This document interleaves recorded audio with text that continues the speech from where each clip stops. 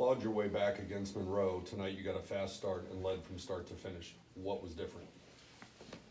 I just, our mindset was terrific, and it's the mindset we need. And, when I look at this season, I look at our team, so many new guys. We got transfers, a few guys from last year, freshmen. We're trying to blend it all together. We're trying to get guys minutes. We're trying to figure out rotations. They're trying to figure out us. We're trying to figure out them. I kind of knew this would happen, but we've had some real challenges, some tough games, tough road trips, and then a tough game at home where we really played poorly for 34 minutes or whatever. And yet we have real character on this team and a belief that we're bonded on a single mission, and we're all going to give, and we're all going to sacrifice, and we're all going to try to figure out how we can become an outstanding team. That is our message, and that's what we've been really working on. And to me, this was really our first big step of a breakout of, okay, we're all settling into, okay, we're gonna buy into guarding, we're gonna buy into sharing the ball, we're gonna buy into not caring who does what. Now, that doesn't mean it's always gonna be that way, but it was certainly, the mindset tonight was great. It was great, and it's a very positive step. We need to build off of that, and I hope we will. So I'm really proud of our guys. Played phenomenal defense, 23 assists, 30 baskets, and just a lot of other things. We got guys on the team now, saying, well, let him start, or I don't care if I start, let him start, or let him run that play instead of me. And when you start getting that and that builds, that becomes a real team. And over the course of months, which is a season, months and months, that's what's important, is building that camaraderie, along with the mentality that we have to all not let each other down defensively. We can't be a team that doesn't scratch and claw every single possession, and that's what we're trying to get to, and tonight was a step towards that, our biggest step towards that. Jalen said you didn't share much with him as far as why he's starting. Could you share some details with us? Yeah. Probably not very good at that. It's just, I don't know what to tell him on that, other than, hey, you've been playing great, but to really put it out there, Jalen is a guy that I noticed early on, that is, I would say as of right now, arguably our number one attention to detail player. In other words, whatever we teach, he hears it the first time, he does it, he absorbs it, he feels it, and I've been watching that. And he's also a guy that his mindset has been so pure. He's never demanded a shot, never forced plays. He's a great teammate, ball mover. He's very athletic. You can see that he can shoot the ball. He just does so many right things when you're the coach. I love guys like Jalen. Teams in the past that we've had, even prior to here, when you get 5 to 7 or 8 guys that are incredibly attention to detail, I mean, they really are on it, that's how you go like this. And I just love those guys, and I see that he's grown into a guy that I think can really, really help us. He did a great job on their leading scorer. He was all over the scouting report, all over it, and that's a freshman starting in his first game. Just really proud of him, but zero surprised, zero.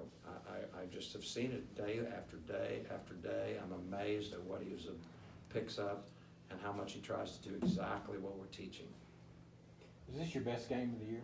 Yeah, for sure. Yeah, and I'm not surprised. I didn't expect that. I didn't.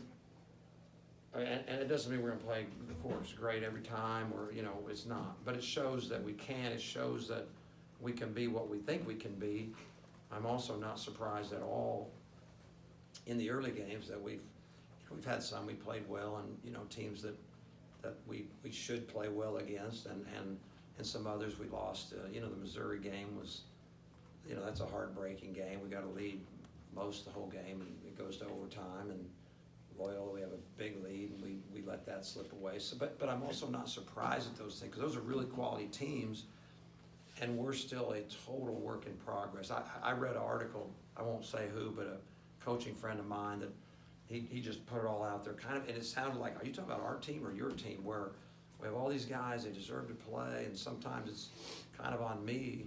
Sometimes I may be subbing out of the best situation, because we're still trying to figure out who we are. These guys are all new to me, they are, and some of them have not played nearly as well as they are good players. Here's an example. Michael Weathers was tremendous tonight.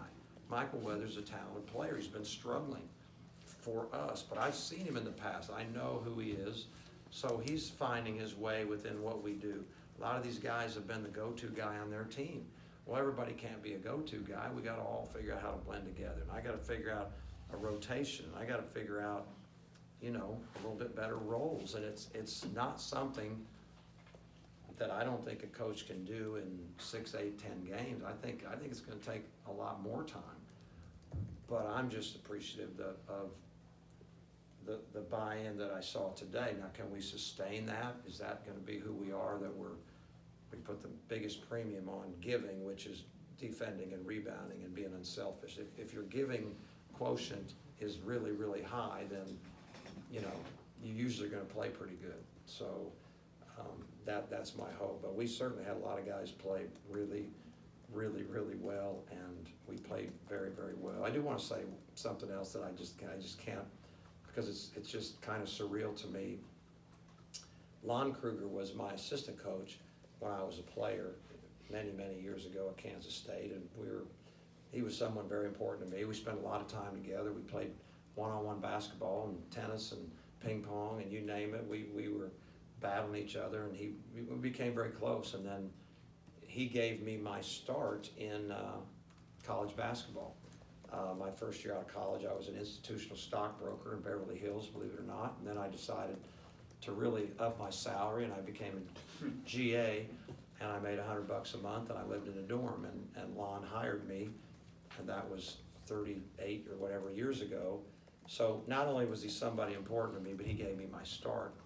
But what's even more incredibly surreal is when I was a GA, I would be at his house an awful lot, just spending time. And at the time, I also had some duties to feed his son, spoon feed his son. And his son's name was Kevin. And so I just coached against a guy who I was spoon feeding when he was a baby. And there's something a little bit surreal about that, to say the least. I'm proud of Kevin. He was an outstanding player. Lon was an incredible coach, as we all know, and a great player. And it's really cool for me to see that Kevin is the head coach. Every now and then I would look down and this is too weird for me. This is really strange. He was just a little baby. I didn't know how to feed a baby. I was taught. That's also how I learned how to feed a baby, right there. Lon and Barb taught me that. So I just wanted to mention that, because it's a full circle. Given your history with the Kruger family, can you share anything about what you and Kevin Kruger said to each other either before or after tonight's game? I can't.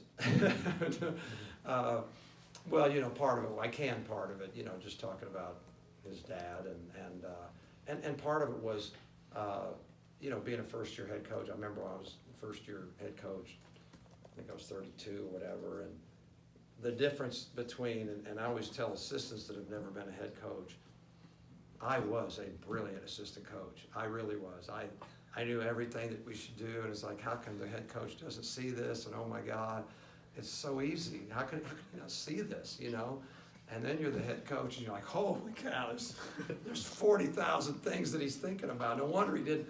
But as an assistant, you get to pick, well, I'm just going to watch how they're guarding us. And then, can't you see that all you got to do is, except he's thinking about, well, who do I sub? How many timeouts? What did they just run? What might they run?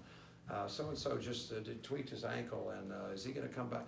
you know, the head coach has got 4,000, so I was talking to him about that, like, it's a lot different than you thought, but he's really enjoying it, you know, and he's gonna do a great job, and he's a very smart basketball guy, and you know, they had Wichita beat, as you guys probably know, and then if they fouled with 5 seconds, it was, or less maybe, they took the lead with 5, and that would have been a big win. They played Michigan very close not long ago, so we have a lot of respect for their team. Old team, you know, point guards, senior from West Virginia, old Texas guys, couple Texas guys. You know, they've got some guys, and so we respected them a lot, as you could tell by the way we came out. You know, we knew this would be a tough game. So how do you see this rotation shaping up at this point? I don't know yet. You got a fourth of the season in. Yeah, you know, we just gotta keep playing games. I mean, I don't wanna rush to judgment, and it'll ebb and flow a little bit. And guys will, here's kind of what's happened with us, and exactly, like I said, I won't mention the other school, but he was saying exactly what's here. We've got, if you look at our practices, including summer, when we came up to the games, normally, this is really an anomaly, almost always you're just sure, like, these are our top 5 or 6, these are our 8. These guys, it's not been their way at all in practice, and we go home. We've been going home for months, going, how are we going to do this? Because the separation hasn't taken place like it normally does. And again, the other guy that I'm talking about, it sounds exactly, and he's sorting through the same things that I am. But you know, that's coaching. That's our job. I want to be fair to guys and give them minutes, but I also want to, you know, we got to be fair to the best players, and when we make sure that they're on the floor the most, and we got to, more than anything else, got to trigger what gives us the best chance to win. But it's not, you know, it's not done. We're still, these guys will play their way into it. They'll play their way, they'll earn their way, and it will sort itself out. It just hasn't yet. The sample size is too small. Why? Because in a short little season of 5 or 6 games, maybe you were not playing great for 3 games. So if we quickly judge that, well, you're not going to be the guy, I think we're making a big mistake. You got to give it some time. You got to let guys become comfortable who they are, and then make those decisions. You mentioned Michael Weathers, and it's easy to look at, I think he had 4 dunks tonight, but he shot the ball well, 5 of 7. He gave you 9 rebounds, 6 assists. What got into him? Did you change anything with him in the way you used him, or the way you worked with him in practice? It'd make me sound smarter, wouldn't it? But no, I didn't know. It's just, you know, we tell him we believe in him. I told him, I know how good you are. I watched you. We recruited him in high school. I watched him play in high school. I watched him play, you know, through his career. I know how good he is, and I know that for him, first of all, where he came from last year, you know, they played in the NCAA tournament. He's the guy with the ball in his hand the whole time. Well, how big an adjustment is that when we have a point guard who's got the ball a lot, and deservedly so. He's one heck of a player. So there's a big adjustment, and then it's like, okay, now you got quite a few other guys that have had a lot of success, and how do you blend that together? This is basketball, you know. This is look at the NBA when they you know, put teams together. Sometimes it takes them time, and he's just going to get comfortable. He'll find it, but what I like is their character. They're not you know, complaining or whatever. We're all in it together, and we're trying to figure out how we can maximize everybody's ability. Yeah, it looks to me when Tristan gets on the court, there's a certain calm about him, and it seems to spread to the whole team. Would you comment on that? Yeah, I think that's a good observation. Tristan does have a calm about him. You know, that's just kind of in life. He's that way. But as a basketball player, he really did. You could feel that. You're right. You're exactly right. He's very efficient. You know, he just kind of knows. He feels the game. He's kind of a count ahead a lot. Doesn't hurry, doesn't rush, and yet can find his way without trying to score even. You know, he's not even really trying to score. He's really trying to be a blend. Another guy that's being incredibly selfish, you know. At one time, he was the bell cow several years ago when he was healthy at Baylor. I mean, he was the guy going to work, throw me the ball, throw me the ball. You know, those were days, different days. He's not in the same health. So he's found this role, he's finding this new game, but you're exactly right. He makes me feel calm. He's a very good all-around basketball player. And he's not, you know, he doesn't get the reps. We're trying to make darn sure. And that's his biggest goal. He wants to play the whole year. You know, he hadn't played the whole year in a long, long time. A long time. He wants to play the whole year, and we want to try to help that. So he's playing like that with very little practice time, which is amazing, really. You mentioned that you've got another point guard who has the ball in his hands an awful lot, and we're 16 minutes into this conversation. We haven't said the name Kendrick Davis yet. How much did you hold your breath when he hit the deck in the second half and got looked at by the trainer? And overall, he finished with 18 points, 8 assists. What did you think of Kendrick's performance? Well, he was terrific. He's done. It's kind of every game, and so that's kind of why we're not talking about him, right? Because it's just so, hey, Kendrick again, you know. That scared me a little bit. Yeah, maybe a lot. A lot. And moving forward, especially, you know, because you know how those things can go. So I was very, very happy when they, you know, we got to send him back in. So looks like he'll be fine. Anything else?